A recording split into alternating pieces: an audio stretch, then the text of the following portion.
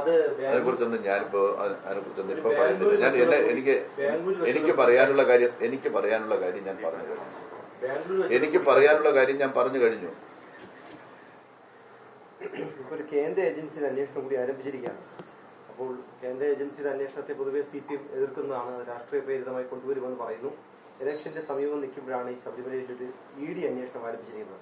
അതിനെ താങ്കൾ എങ്ങനെയാണ് കാണുന്നത്?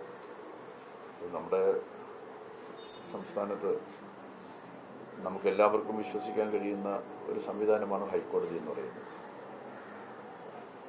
എൻ്റെ ഓർമ്മയിൽ ഹൈക്കോടതി നേരിട്ടുള്ള നിരീക്ഷണത്തിലും അന്വേഷണ പുരോഗതി വിലയിരുത്തുന്നതിലും ഇങ്ങനൊരു അന്വേഷണം ഉണ്ടായിട്ടുള്ളതായിട്ട് എൻ്റെ ഓർമ്മയിലില്ല. എൻ്റെ ഒരു 40-50 വർഷക്കാലത്തെ എൻ്റെ പൊതുജീവിതത്തിലെ ഓർമ്മകളിൽ ഒരിക്കലും ഉണ്ടായിട്ടില്ല.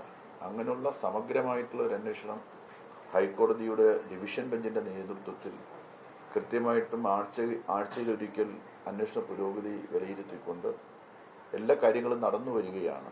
ആ അന്വേഷണം നമ്മുടെ പൂർത്തീകരിച്ചിട്ടില്ലല്ലോ, അന്വേഷണം തുടരുകയല്ലേ.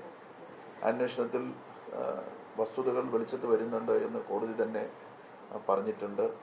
കോടതി അന്വേഷണത്തിൽ തൃപ്തി രേഖപ്പെടുത്തിയിട്ടുണ്ട്. അത്തരമൊരു അന്വേഷണം നാട്ടിൽ നടക്കുകയല്ലേ. ആ അന്വേഷണം പൂർണ്ണമാകട്ടെ എന്നാണ് എനിക്ക് പറയാനുള്ളത്. ഇപ്പോഴും പ്രതിപക്ഷം അങ്ങേക്കെതിരെ തന്നെയാണ് ആരോപണം ഉന്നയിച്ചുകൊണ്ടുവരുന്നത്. അത് രാഷ്ട്രീയപരമായിട്ടുള്ള ആരോപണമാണ്. കാരണം തന്ത്രി അകത്താണെങ്കിലും മുൻ മന്ത്രി പുറത്താണെന്നാണ് പ്രതിപക്ഷം പറയുന്നത്. അതിന് ഞാൻ എന്താ പറയുക, പ്രതിപക്ഷത്തിന് രാഷ്ട്രീയ താല്പര്യമുണ്ടെന്ന് നമുക്ക് എല്ലാവർക്കും അറിയാമല്ലോ. അവർ എല്ലാ കാലത്തും ഏതെങ്കിലും ഇരകളെ തേടുന്നവരാണ്.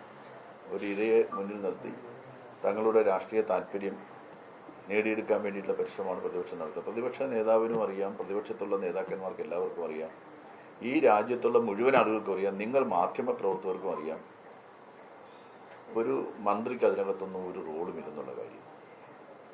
തന്ത്രിയുടെ കാര്യം വേറെയാണ്.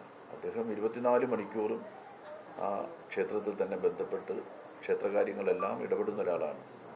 അദ്ദേഹം എന്തെങ്കിലും തരത്തിലുള്ള കാര്യം ചെയ്തതൊന്നും ഞാൻ പറയുന്നില്ല. പക്ഷേ ഇത് രണ്ടും രണ്ടാണെന്ന് മനസ്സിലാക്കാനുള്ള ശേഷിയൊക്കെ ഈ നാട്ടിലെ ജനങ്ങൾക്കുണ്ട്. പ്രതിപക്ഷം രാഷ്ട്രീയമായിട്ടുള്ള ഉദ്ദേശത്തോടു കൂടി നടത്തുന്ന പ്രചാരണങ്ങൾ മാത്രമാണത്. അതിനെ ആ നിലയിൽ മാത്രം കണ്ടാൽ മതി.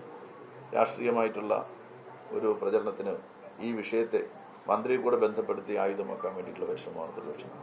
പോറ്റിയുടെ വീട്ടിലെ ഒരു ചടങ്ങിലേക്ക് ക്ഷണിച്ചിരുന്നു എന്ന് പറഞ്ഞല്ലോ. അപ്പൊ അതൊരു കുട്ടികളുമായി ബന്ധപ്പെട്ട ചടങ്ങ് തന്നെയാണ്. അത് ഓർക്കാൻ കഴിയുന്നുണ്ടോ? കാരണം ചെറിയ കുട്ടി 1-ാം പിറന്നാണെന്ന് ഞാൻ പറഞ്ഞല്ലോ, എനിക്കത് കൃത്യമായിട്ട് ഓർമ്മയില്ല. കുറച്ച് വർഷങ്ങൾക്ക് മുമ്പുള്ള കാര്യമല്ലേ.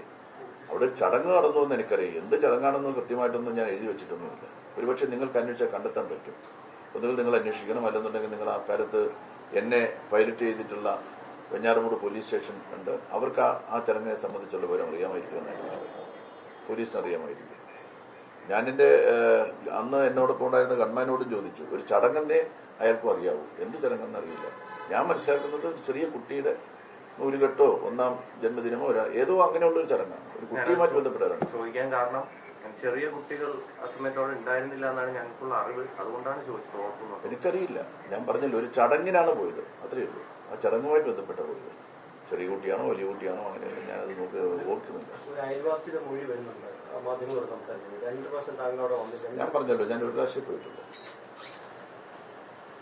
മറ്റൊരു കാര്യം, ഒരു ചിത്രം പുറത്തു വന്നിരുന്നു. പത്തനംതിട്ട ഒരിക്കൽ പുറത്തുവിട്ട ഒരു ചിത്രം ഷിബു ബേബിജൻ പുറത്തുവിട്ടപ്പോഴാണ്. അതിനെക്കുറിച്ചൊന്നും ഞാനിപ്പോ ഇപ്പൊ പറയുന്നില്ല. ഞാൻ എനിക്ക് പറയാനുള്ള കാര്യം ഞാൻ പറഞ്ഞു കഴിഞ്ഞു.